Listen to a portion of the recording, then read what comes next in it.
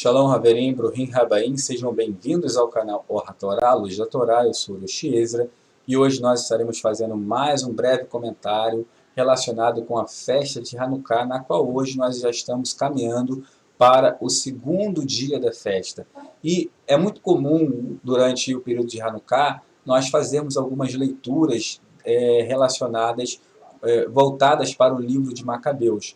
Na nossa página Hadélia, eu vou estar colocando materiais relacionados com a Alahá de Hanukkah diariamente, então eu vou deixar o link aqui para que vocês possam estar acessando e acompanhando esses materiais que estarão sendo colocados lá com base em literatura judaica. Então hoje, como o período de Hanukkah é um período que se comemora, a festa de Hanukkah também ela é conhecida como a festa das luzes, que se comemora no dia 25 de Kislev, e é uma festa que comemora o milagre do azeite, a multiplicação do azeite segundo a tradição judaica, e também com base em 1ª e 2ª Macabeus, é uma festa que se comemora a vitória, a conquista militar da família Hasmoneana, uma família de Kohanim, em relação ao helenismo, ou seja, foi uma época em que o povo ele conseguiu se impor e barrar a idolatria e o helenismo que estava então sendo empurrado à força para Israel, para o nosso povo, o povo de Israel. Então ela vai comemorar principalmente essa vitória militar contra o helenismo, contra a idolatria forçada, onde o povo estava sendo obrigado a abandonar a Torá, a observar práticas que contrariavam a Torá, decretos estavam sendo feitos para obrigar o povo a abandonar suas práticas e corromper os seus costumes. E eu gostaria de fazer algumas leituras, porque, primeira coisa, quando nós falamos de abandono de Torá, hoje é muito comum dentro do messianismo brasileiro nós classificarmos, ou as pessoas classificarmos abandono de Torá, ou enquadrar aqueles que abandonam a Torá, muitos apontam logo para o cristão, para o cristianismo, e esquecem, ou não têm um conhecimento, às vezes, necessário para essa compreensão, de que o cristianismo, na verdade, não caracteriza um abandono de Torá, porque a religião ela nunca teve, de fato, a Torá. Ela absorveu a escritura da Torá, ela tinha a escritura, mas ela não tinha a tradição, ela não tinha a forma de conceituar ou de interpretar judaicamente as escrituras. Ou seja, muitos aderem às escrituras, é o que acontece dentro do cristianismo, mas não aderem à filosofia judaica, aderem uma tradição cristã, uma filosofia e um estilo de vida cristão. Então são coisas diferentes. Então o cristianismo, na verdade, ele se caracteriza, ele se configura uma outra religião. Então ele nunca teve, não pode ser classificado como um abandono e nem apostasia. Quando se fala de abandono e apostasia, nós falamos de abandono de Torá e apostasia entre aqueles que fazem parte do próprio povo de Israel. Então eu gostaria de fazer alguns comentários relacionados com isso, porque muito do que nós aprendemos durante Hanukkah e vemos durante esse período festivo se enquadra perfeitamente com a característica e com a forma de compreender e entender as escrituras dentro do messianismo brasileiro. Então a primeira leitura que eu gostaria de fazer, primeiro porque nosso material ele terá uma característica também um tanto escatológica, é a leitura relacionada com o Tratado de Sanhedrin, no capítulo 97. E o texto vai dizer assim: durante a geração em que o Mashiach, filho de Davi, vem, os estudiosos da Torá diminuem, e quanto ao resto do povo, seus olhos desfalecem de tristeza, e os problemas aumentam, e os decretos severos serão introduzidos, antes que o primeiro passe, o segundo vem rapidamente. Observem que o texto ele vai falar de um período que antecede a volta de Mashiach, e esse período, dentro da tradição judaica, pelos nossos Chachamim, é chamado de Ikvot Meshirah, ou seja, os calcanhares de Mashiach. Ikvot Meshirah é um conceito judaico onde os rabinos eles vão falar de um período de muita aflição que virá pouco antes do aparecimento de Mashiach, né? Então, para nós, Netzarim, nós sabemos que período é esse, quem é esse Mashiach, que é Yeshua. Então, esse período ele será um período tão terrível que os rabinos eles falam assim, que venha o Mashiach, mas não me deixam ver, porque muitos querem, é como se você quisesse o bônus, mas não quisesse o ônus, né? Ou seja, você para ver Mashiach vindo, você terá que passar por esses momentos de aflições. E o texto ele fala de decretos severos que serão introduzidos durante esse período. Isso é muito interessante porque quando se fala dos decretos severos, nós vamos ver, pelo menos eu quero ler algumas passagens em Macabeus, e nós vamos ver Rav Shaul nas suas cartas, ele falando de períodos, de momentos que pareciam muito com aquilo que o povo já havia vivido na época dos Macabeus, ou seja, da família Hasmoneana. Então, o primeiro texto que eu gostaria de estar lendo com vocês, além desse, é o texto de 1 Macabeus, do 1 ao 7, onde o texto vai dizer assim: Ora, aconteceu que, já senhor da Grécia, Alexandre, filho de Filipe, da Macedônia, oriundo da terra de Cetim, derrotou Dário, rei dos persas e dos medos, e reinou em seu lugar. Empreendeu inúmeras guerras, apoderou-se de muitas cidades e matou vários reis da região. Avançou até os confins da terra e apoderou-se dos despojos de uma multidão de nações.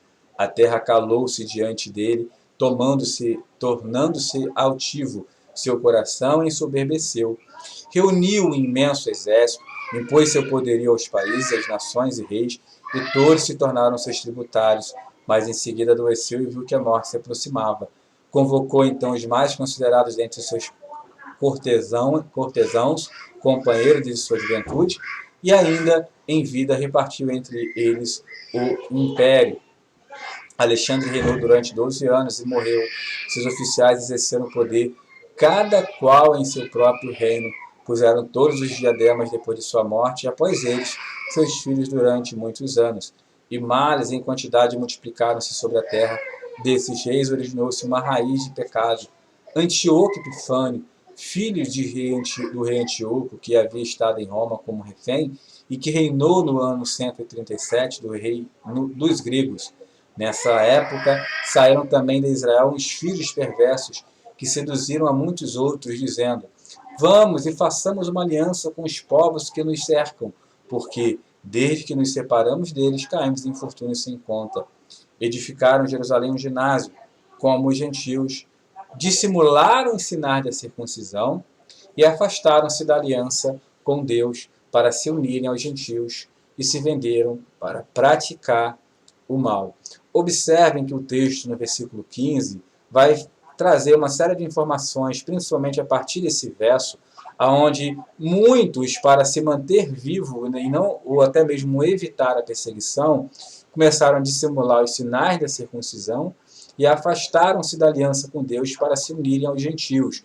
Então havia entre o povo aqueles que se afastaram, que de fato abandonaram a Torá completamente, mas havia também entre o povo aqueles que mantiveram as práticas, no entanto, dissimuladas. Ou seja, as práticas dissimuladas aqui é como se eles estivessem observando aquela prática, mas de uma forma diferente.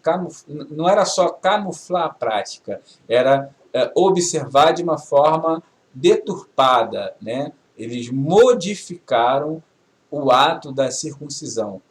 E isso, né, por si só, já caracterizava uma corrupção da mitzvah, porque a tradição ela tem, nós temos a mitzvah, o mandamento para ser observado conforme disposto dentro da Torá escrita, e a orientação de como fazer nós encontramos dentro da tradição oral. Então, é como o Shabat, a Torá escrita manda você observar o Shabat, manda você não trabalhar no dia de Shabat, mas a orientação de como realizar essas práticas você vai encontrar dentro da tradição.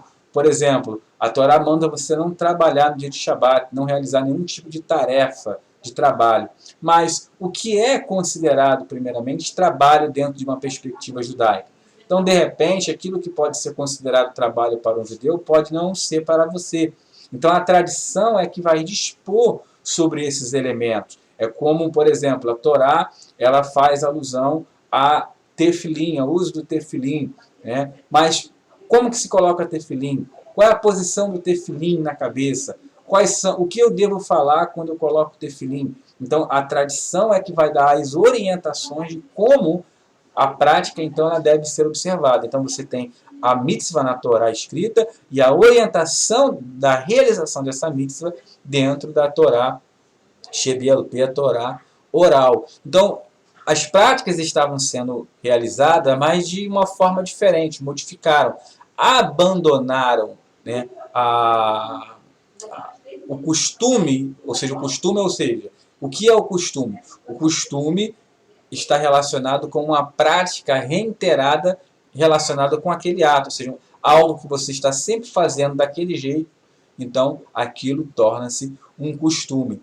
E é interessante isso porque o texto de Macabeus ele vai dar informações muito interessantes relacionadas com isso.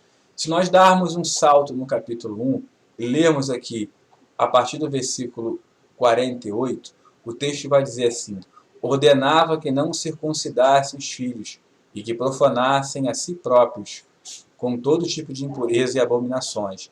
Então você vai ver que os decretos eles começaram a vir proibindo o povo de realizar várias práticas judaicas, entre elas a circuncisão, e eles ainda quebravam princípios, como o princípio de pureza, que aqui é o princípio de Tahará. Então eles eram obrigados a praticar atos de impureza e abominações.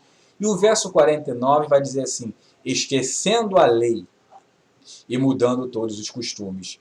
Esse ato de esquecer a lei aqui refere justamente à Torá escrita, a observância da Torá e todos os costumes e a forma como essas mitzvot, esses mandamentos, eram observados. Então observem que isso é interessante dentro do contexto que nós vivemos aqui no país, quando se fala de messianismo, porque é muito comum as lideranças judaicas, os roshim das comunidades messiânicas e algumas nazarenas, é muito comum dentro das comunidades, por parte de pessoas que estão se aproximando do movimento, aqueles que estão saindo do cristianismo, eles aderirem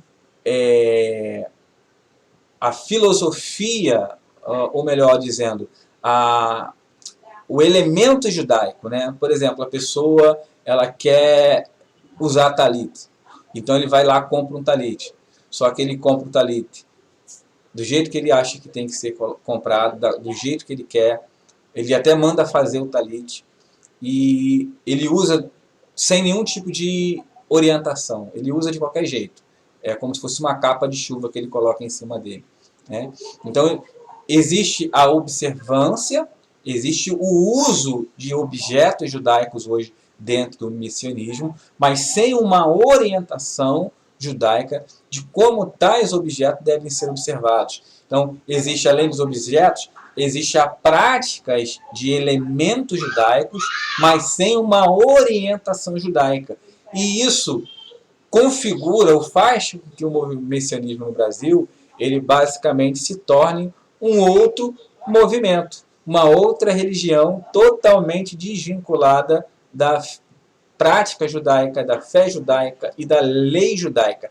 Há uma paixão, há um amor, uma ahavá pela Torá, por aquilo que representa judeu e judaísmo, mas não há o temor, não há a reverência no sentido de procurarmos fazer da forma como aquilo realmente é feito, né? Então nós temos roshim que inclusive incentiva até mesmo a não observância de mitzvot pelas redes sociais. Nós vemos isso aí o tempo todo, as pessoas compartilhando os materiais.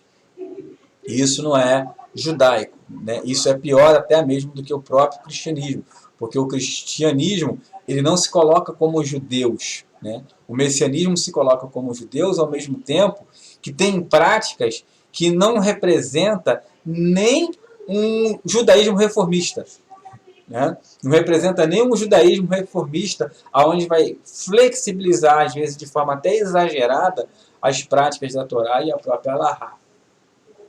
Então, o que nós temos hoje, a leitura do Sefer Macabeus, o livro de Macabeus, ela é muito sugestiva, porque é muito fácil, irmãos, nós classificarmos o cristianismo como um apostata, como alguém que se desviou da fé, mas na verdade o cristianismo nunca esteve numa fé judaica, porque o cristianismo ele foi construído sobre um pilar ocidental, sobre uma cultura ocidental, e não em cima de uma construção do pensamento judaico, da filosofia judaica. Ah, mas eles têm a Torá com eles. Não, eles não têm a Torá, eles têm o Pentateuco. A filosofia, a instrução em si, o povo não chegou a aderir. Isso é interessante porque Rav Shaul ele vai trazer nos seus escritos informações sobre a apostasia, algo que vai marcar a vinda do anti-Machia, e ele vai falar do anti-Machia como sendo o homem da iniquidade.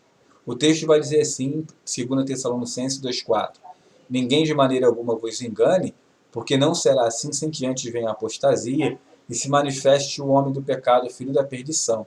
Observe que o texto vai falar de apostasia, e essa palavra apostasia, ela só faz sentido dentro de um contexto judaico, porque a apostasia, na verdade, é uma expressão judaica que significa desvio ou abandono da Torá.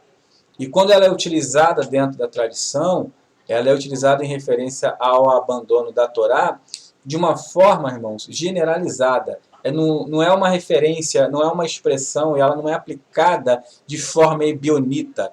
Ela não é aplicada como os Seduquim, os saduceus aplicavam, onde eles compreendiam que a Torá escrita era a única Torá. Eles não havia uma aceitação da tradição, ou seja, rejeitavam a instrução. Por isso que os betusianos, chamados de Seduquim, saduceus, eles são considerados hereges dentro da tradição, e nós conseguimos ver isso em diversas partes de literaturas judaicas, principalmente literaturas relacionadas com Alahá.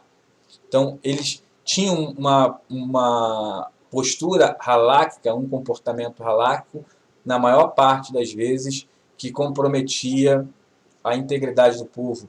Era uma visão muito superficial, muito simplória da Torá que eles tinham. Então, eles eram considerados, inclusive, hereges também. Então, a apostasia ela é um abandono.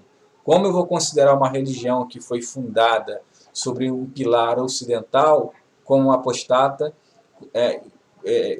Atribuir a essa religião esse título é como se eu estivesse dizendo que um dia ela esteve na Torá, e na verdade ela nunca esteve. É uma outra religião. Né? E o texto diz: o qual se opõe e se levanta contra tudo que se chama Elohim ou se adora, de sorte que se assentará como Elohim no templo de Elohim, querendo parecer Elohim.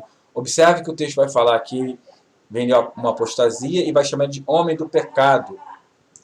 Né? O texto também vai se referir a esse homem do pecado como iníquo ou anomos, né? O homem da oposição à lei. E essa oposição à lei, ela às vezes é feita de forma até mesmo que legal. Né? Nem sempre a oposição à lei ela é feita de uma forma aberta.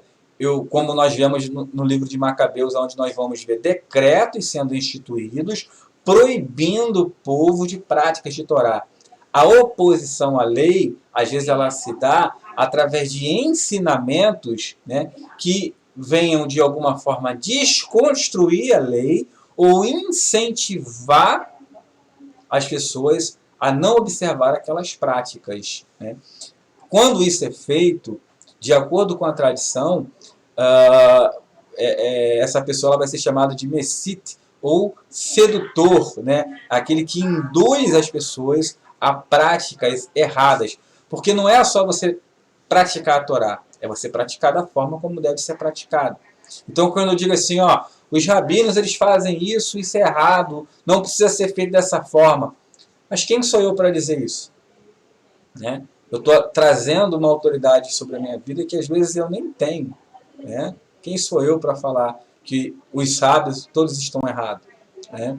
Então você tem uma prática, o que na verdade o que manteve o povo vivo e unido até hoje é justamente o seu apego à Torá e às tradições. Aí eu digo que isso é obsoleto.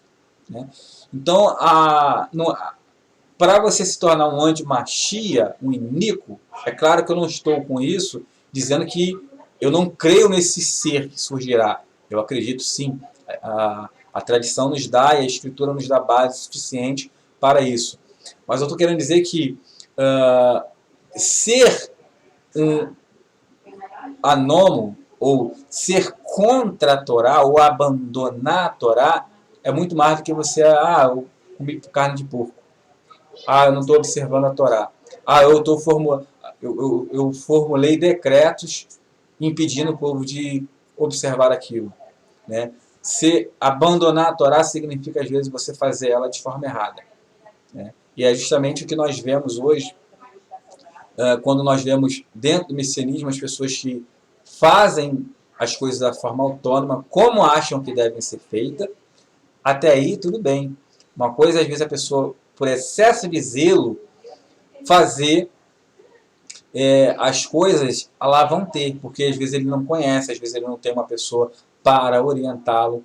Mas uma coisa, quando ele já tem uma orientação, ou ele tem a oportunidade de ter essa orientação, ele despreza essa orientação, porque ele entende que ele não precisa de um orientador, de um educador. Né? Ele é o lobo solitário, ele faz tudo sozinho. Quem ensina ele é a Ruach HaKodesh. Ele não precisa de mestre, de professor, de educador. Eu não sei por que Rav Shaul então disse lá que uns ele deu como pastores, doutores, evangelistas. Doutores ali seriam os didascalos, no texto grego, seriam os morim, os professores mesmo de Torá. Né? E você vai ver que quem instituiu essas pessoas para a comunidade judaica foi o próprio Hashem. E ele instituiu esses cargos, essas posições, justamente para qual finalidade? Para a edificação do corpo do Mashiach, para a construção, binyan, do corpo do Mashiach. Aí nós temos pessoas que descartam tudo isso, que pregam contra isso, a partir do momento, às vezes, que saem de suas religiões e tentam, então, se inserir dentro do movimento ou dentro de uma comunidade judaica. Então, a apostasia, né, pode estar muito relacionado com aquilo que o messianismo no Brasil está fazendo hoje, do que com o cristianismo, com tudo que o cristianismo tem feito. Né? Por quê? Porque eles não são judeus. Eles não alegam, não arrogam para si o título de judeus como nós o fazemos. Então, eu espero que você tenha compreendido esse material. Peço que você não deixe de curtir esses materiais para que o YouTube venha sugeri-los em outra plataforma. Sobretudo, compartilhá-los dentro dos grupos. Eu sei que a mensagem é um pouco dura, mas eu oro a Hashem para que essa mensagem ela venha ter um efeito benéfico na vida de todos que a ouvirem. Então, um forte abraço para todos vocês. Fiquem na Shalom do Eterno e até o próximo material. Shalom, shalom.